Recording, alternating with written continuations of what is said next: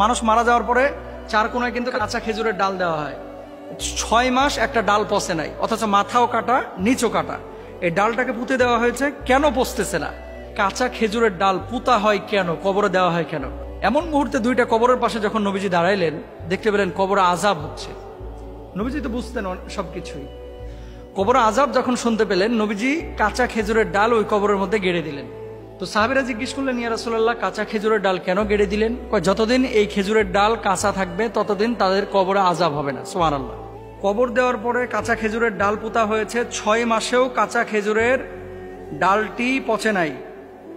আপনাকে আমি ভিডিও লিঙ্কটি দিলাম, দেখবেন এবং ব্যাখ্যা করবেন যে 6 মাসেও কাঁচা খেজুরের ডাল যদি না পচে তাহলে এটা কিসের আলামত বা চিহ্ন বহন করে? আমরা কি ধরে নিতে পারি এই কবরবাসী যিনি কবরে রয়েছেন তিনি জান্নাতি? এটা বাংলাদেশে 2-4 দিন পর পর এরকম ঘটনা কিছু আসে, আর কিছু ইউটিউবে ফেসবুকে ভাইরা এগুলো ছড়িয়ে আমাদের সাধারণ যে মানুষগুলো এদের মনে নানান ধরনের প্রশ্ন উত্থিত করে বা উত্তোলন করে বা জাগ্রত করে। কবরের কাঁচা ডাল, আমি ভিডিওটা দেখলাম, এখানে হুজুর এরকম দাঁড়ায় বলতেছে যে এটার ব্যাখ্যা কি হবে। উনিও আসলে প্রশ্নই ছুড়েছেন যে 6 মাস, ওই যে মানুষ মারা যাওয়ার পরে চার কোনায় কিন্তু কাঁচা খেজুরের ডাল দেওয়া হয়, 6 মাস একটা ডাল পচে নাই, অথচ মাথাও কাটা নিচও কাটা।